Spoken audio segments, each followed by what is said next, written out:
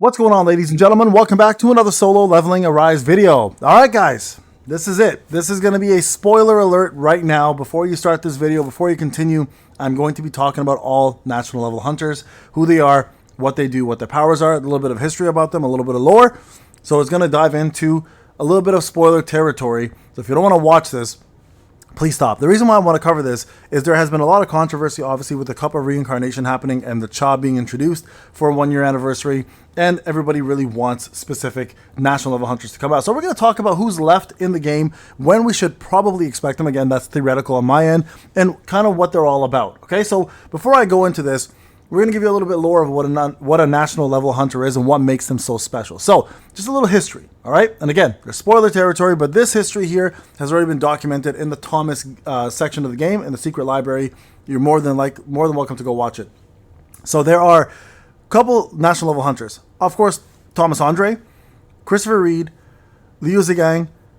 Now, Anton Martinez is a special case. He's actually not a national level hunter, but he was the best healer for the job, and we'll talk about what the job is. And then there's the Indian national level hunter, Siddharth Bakchan, and there's one more that we're not mentioning, and I'm going to save that one for last for a reason, okay? It's a little bit more spoiler territory. So, Thomas Andre being number 1, Liu Zhigang being number 2, Christopher Reed being number 3, and then Siddharth Bakchan being number 4. Now, special case with Siddharth Bakchan, we actually don't know much about him outside of what he's able to do, but we've never seen him in solo leveling, nor do we actually see him for quite some time, okay? Now, before I continue on with this, guys, real quick, want to remind everybody, the Content Creator Program is going back on again. Season 8 is out. Click that support button if you're looking for codes. I've given out 2 codes already, 500 Essence Stones, 1 exclusive Hunter design, as well as 500k gold to everybody that has joined. 500 Essence Stones is being given out to all new supporters because existing supporters who re-signed already got it last season. So please, guys, hit that support button, support your boy, and let's get more content out there. Now, back to this. Now, how did a national level hunter come about? There's a little bit of lore behind this, okay? So when the biggest threat Kamish invaded through a portal and broke through, they took the best S-rank hunters at the time, employed them, from different nations, banded together, and they sent them out to take out Kamish. Now, good enough, it's a good thing they did this, because they were finally able to beat him, and Thomas Andre had the final hit. Okay, so this is the squad over here. You guys can see Christopher Reed, you guys can see Thomas Andre. I believe this is either Siddharth or it's Thomas Andre's Goliath and Liu. I'm assuming this is Siddharth, actually. So you guys can see they're fighting Kamish over here, and once they beat Kamish, they were handed by their nation the lucrative title, or the, I guess we'd say the almost elusive title, because nobody else has it but them, of being the national level hunter. Okay, now national level hunters all have a certain power they possess that no other hunter has, okay? And that is, for the most part, they have a ruler fragment or a fragment of light, and they have certain powers that nobody else has, okay? And we're going to go through each one of these guys and cover them and going to talk about them. So let's start off with Thomas Andre, because he's already in the game. We know he was released early, which was to some extent unfortunate, but also fortunate. But we all know Thomas is a tanker. He can transform into the Goliath. He's a vessel of a ruler, and obviously the national level hunter, the number 1 national level hunter. And Thomas is one of the strongest hunters in the world.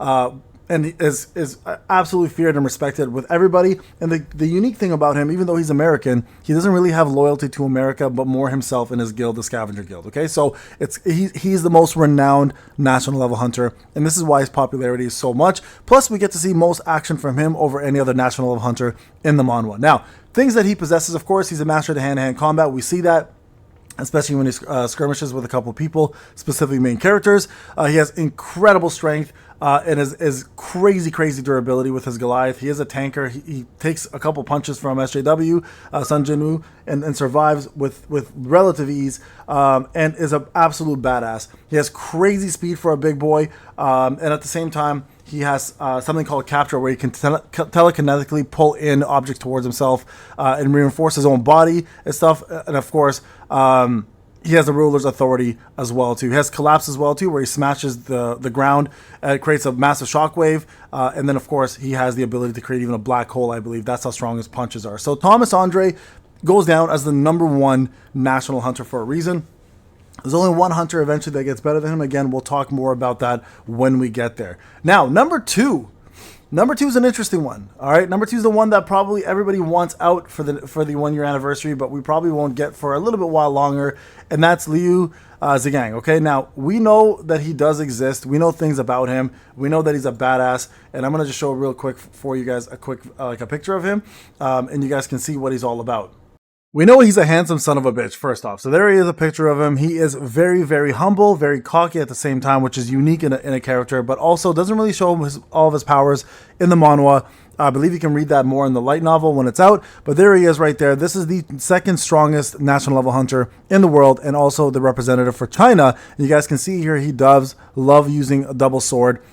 And you can see with his aura here, he's either going to be a fire, wind, or a light unit when he comes out, most likely for the game. So I'm hoping, unless they introduce a brand new element with him, but Liu is probably the second most popular character that everybody wants. Thomas Andre was number 1 through the votes. Liu was number 2 for sure. And in terms of when we actually see him in the manhwa, he does show up in the Jeju arc, killing some ants, obviously providing some support.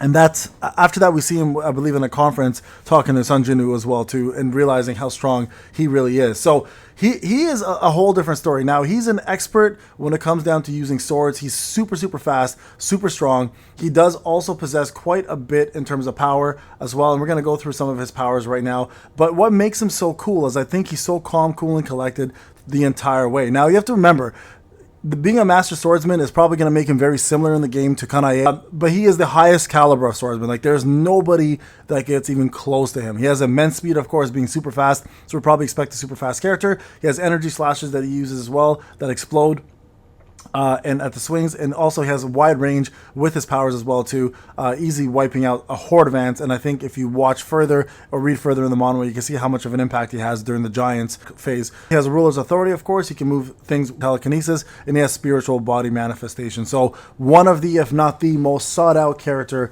period for solo leveling. When he should release, he should probably be the next actual national level hunter we get. I don't think there's... Christopher Reed does kind of come in around the same time, a little after, in my opinion. But when it comes down to the next national level hunter, I believe Liu should be it. Not only due to popularity, but also just due to the time he meets in terms of the manhwa. Okay, so there you guys have it. Pretty much what everybody wants, but we may not get for the 1 year anniversary. We might get it in a year and 6 months, or a year and 3 months. But he definitely, when he does come out, will make Netmarble a shitload of money. And we know he is, again, the most sought after national level hunter outside of Thomas Andre. All right, next up we have the third best national level hunter, or third strongest, and that is Christopher Reed. Now, Christopher Reed is unique in a couple different senses. First off, we don't really get a chance to see his full potential because, again, spoiler alert, real quick, spoiler alert, he doesn't really make it. But this is what he looks like. He has immense power. He does a flame that can't be burnt or put out, and he is super strong. But again, we don't get a chance to see much of his powers, unfortunately, outside of what we see in the manhwa. And it's crazy what we see in the manhwa because he actually takes on 3 monarchs and does a pretty decent job doing it, but unfortunately does perish during that time. Now, the main thing with Chris is that he is most likely going to be the national level hunter for fire. Most likely. All right.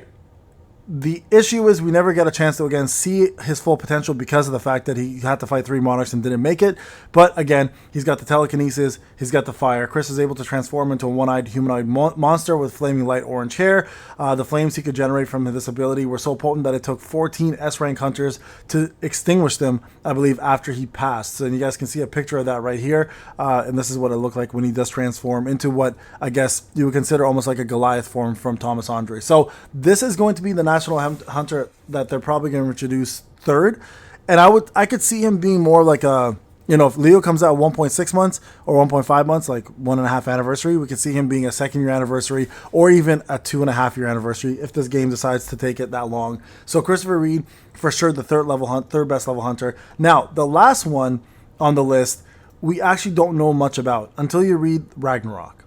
Okay, unfortunately, because Siddharth isn't really shown much. We don't know much about his powers except for the fact that he does have ruler authority. He does have spiritual body manifestation.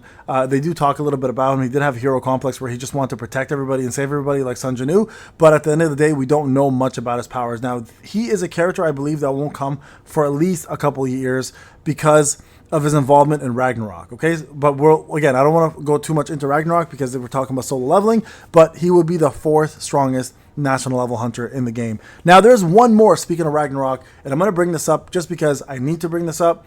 And in solo leveling Ragnarok, national level hunter is a title that's bestowed to Sun Jinu's son.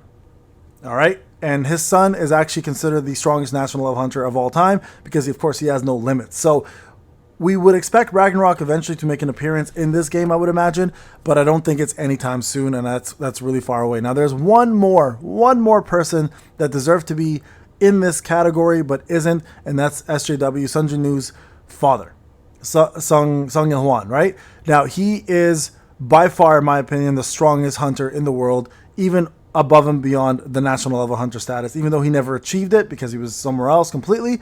He definitely is deserving of that title. If he ever gets one, he would be considered probably the strongest. I would even say over Thomas Andre as well too. Fighting 2 monarchs, fending them off, and also just whooping S-rank hunters like they're nothing, and then making everybody look completely powerless against them. So there you guys have it. Let me know what you think. Do you guys think that we deserve these national hunters for the 1st year anniversary, at least one of them, or do you guys want to see them done properly, introduced in a different manner, or how and which order do you guys want to see these hunters as well too?